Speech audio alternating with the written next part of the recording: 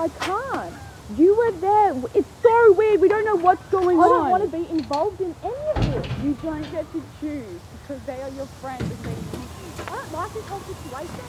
I need to leave. They are more courageous than you. You're backing down and these kids that are like 7 are coming to help me. I'm sorry, but that's it. I'm sorry, I have to go. Something is seriously wrong, and if we don't do anything about it, someone's gonna get hurt. I know, but I can't do this. If you run away, it's not helping anyone. I don't want any part of it. I have to leave. We were there. You can't just ignore what's happening. Alex, move! But Ben, Ed and Nick. And not my problem. None of this is my problem. So what? You just don't give a shit about any of us? No, it's just, this whole thing is too much. I can't do this anymore. I'm gonna go stay with my nan out of town. I think you should get out too. Sam.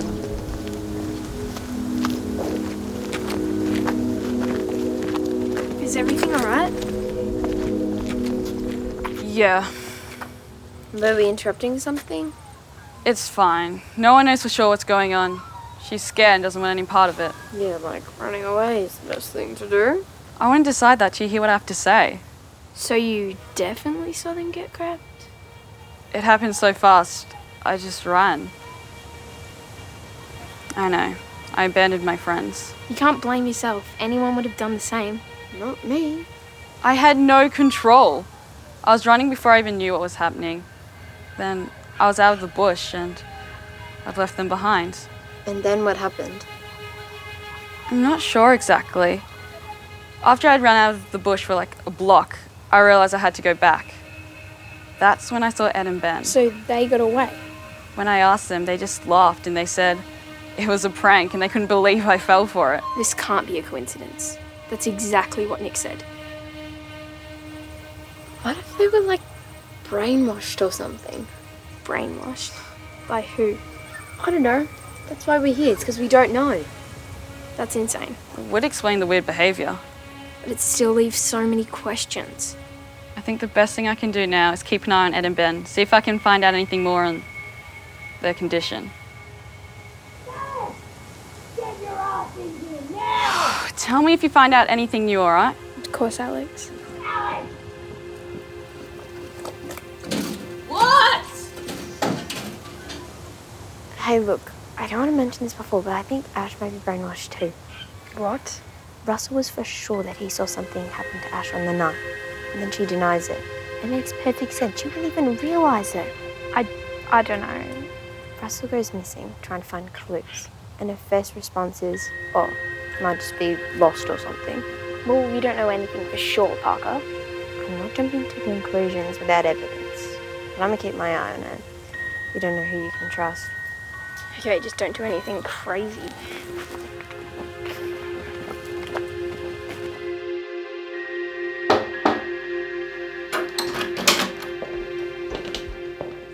Guys, you took forever. Did you find anything? I didn't find much. I looked at the old town records to see if anything like this had happened before. And? And the only major events were a brawl at the local football club, a police officer reporting his car being stolen. Apparently he just forgot where he parked it. And a family going missing and their house burning down. Wait, what was that about a family and a fire? It happened in May 1926. I couldn't find many details, but apparently they don't know what started the fire and no remains were found.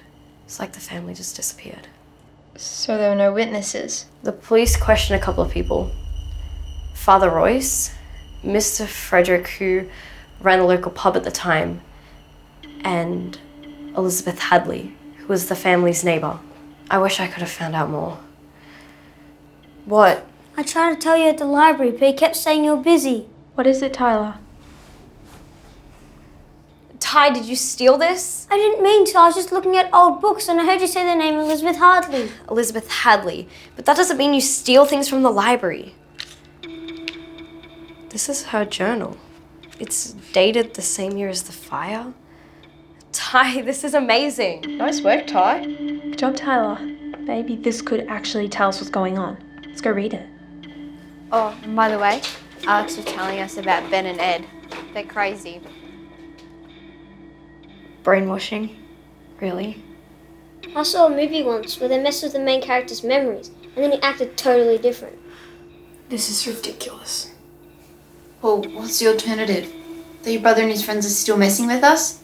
We've got some act going on. Russell wouldn't do that to us. That's why we need to read this journal and find out what happened in 1926.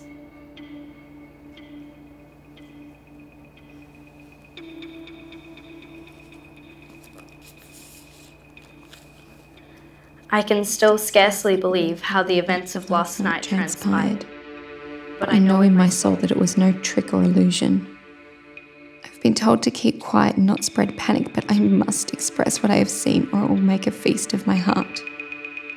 I first felt something amiss when the Isaacs went absent from town for several weeks, all but Mr. Isaac, who acted peculiar. I and several of the townspeople worried for their welfare. And so Father Royce and myself enlisted the help of Frederick, a local publican who knew Mr. Isaac well. We went to pay the family a visit, to assure ourselves that they were all in good health. We could never have known what awaited us. When we arrived, Frederick approached the door and called out to Mr. Isaac. John, are you there?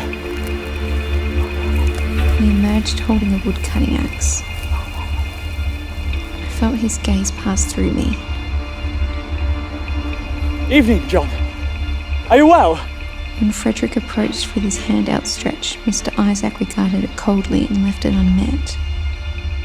All this time he had not said a word to us, and we began to wonder about the safety of his wife and children.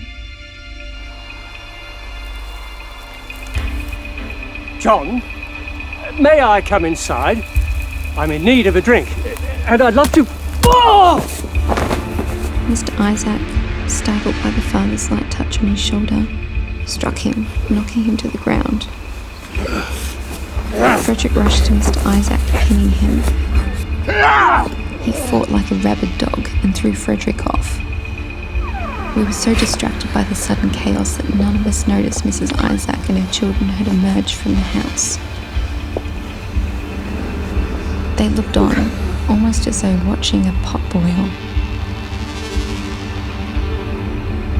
Gathering the axe to strike Frederick, Mr. Isaac swung, catching his wife's arm instead. I cannot say what shocked me more. Her disembodied arm striking the dirt, oozing ghastly black blood, or her unmoved expression. They say you're not supposed to get near a drowning man, lest you be brought down as well. I can attest the truth of this. As we tried to pull the children away, they fought and thrashed as though our very grasp was a burning brand into their skin. I know we should have saved them, but they fought with such strength and The children got loose and returned to the house. Mr. Isaac suddenly fell still and turned to his family. Without a word between them, they moved as one, entering the house and closing the door behind them. Suddenly light sprang in the windows and licks of flame could be seen dancing within. We tried the doors, but they were locked. My God! Hurry! We've got to put it out! Water! We need water! We were helpless, and before we knew it, the flames took hold. All we could do was watch as the house was reduced to embers in the cool night air. An acrid stench lingered with us, even long after we left. Something evil happened to the Isaacs. I do not know how, but they were no longer themselves. They were no longer human. I feel like we are in great danger. I no longer feel safe. That's it. That's where it ends. Holy Tyler! No, he's right. This is huge. So they were like possessed. Well, that's just what Hadley thought back then. Doesn't mean it's true. Maybe they're sick or something. Well, sickness makes more sense than brainwashing. I'm pretty sure you can't brainwash someone to have black blood. That's it. That's how we can test it. If Nick and the others have black blood, then we know it's the same thing that's been happening in the past. So what? We're just gonna go up and stab Nick? Just a little prick will do. You can't really be thinking of just going up and stabbing him with a needle. What are you all up to? Homework. Nothing. Chilling. Talking. Chilling. Just talking. Chilling. What about you? None of your business.